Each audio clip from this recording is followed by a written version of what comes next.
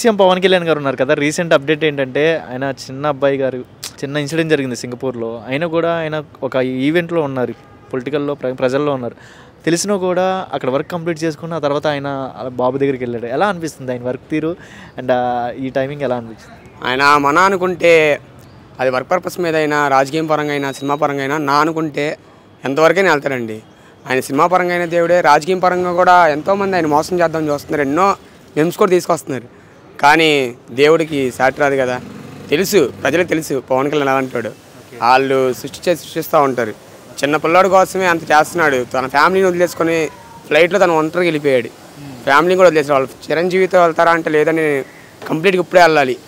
బాబుకి ఇలా అయింది, పాపకి వెళ్ళాలనుకున్నా అప్పుడే అనిపించిందండి. నేను అలాంటి వాడు ఎంతోమంది చేశాడు కానీ చెప్పుకోడు. పవన్ కళ్యాణ్ అంటాడండి. ఇక్కడ ప్రోగ్రామ్ అయిన తర్వాత నేను వెళ్తానని చెప్పి వెంటనే ఎవరైనా వెళ్ళిపోతారు. ఇక్కడ ప్రోగ్రామ్ కూడా ఏమైతే ప్రజలందరూ నా కోసం వచ్చారని చెప్పి ఆయన వెయిట్ చేసి అది కంప్లీట్ చేసుకున్న తర్వాత వాళ్ళ అబ్బాయి దగ్గరికి వెళ్ళడం జరిగింది. ఇది ఒక లీడర్కి ఉన్న తెలిసేది కొంచెం లేట్ తెలిసి ఉండొచ్చు, అలా అయితే ఉండదు. తెలిసేది కొంచెం లేట్ తెలిసి ఉండొచ్చు, కానీ తెలిసింటే ముందే వెళ్తారు. ఆయన వీడియోస్లో మెమ్స్లో తయారు చేస్తున్నారు కానీ తెలిసింటే ఆయన ముందే వెళ్తాడు. అలాంటిది ఏమి ఉండదు.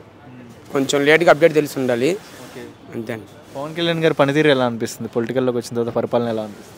పొలిటికల్ పరంగా అయితే చాలా మంచిగానే ఉందండి. పేదలకి గ్యాస్ కానీ పొలిటికల్ పరంగా బాగానే ఉంది అయింది. మా యూత్ పరంగా సినిమానే కొంచెం ఉండాలి, ఎందుకని మాకు సినిమాలు రాక. పొలిటికల్ పరంగా అయితే చాలా బాగుందండి.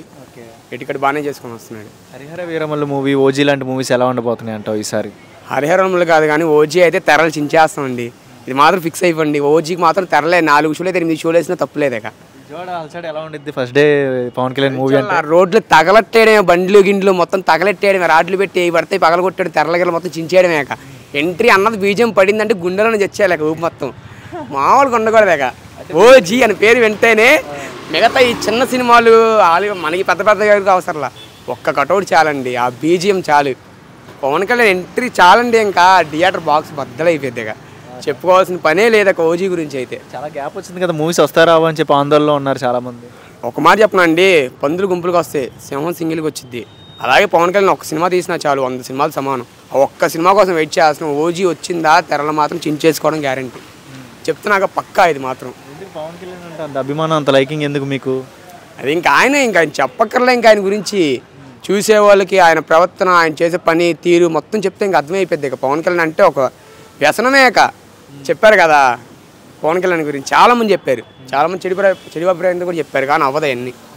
పవన్ కళ్యాణ్ మిగతా వాళ్ళు ఎన్ని హాలీవుడ్ బాలీవుడ్ ఎన్ని తీసినా ఓజీ ఒక్కటి చాలండి సమాధానం.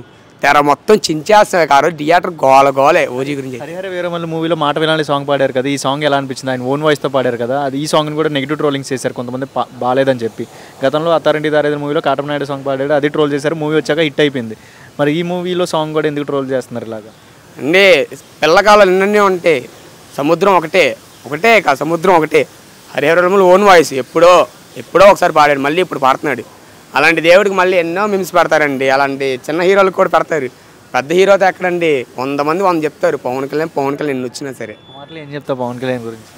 నాకైతే ఫిలిం ఇండస్ట్రీ పరంగా అయితే పిచ్చి పీక్స్కి వెళ్ళిపోయింది పవన్ కళ్యాణ్ అంటే.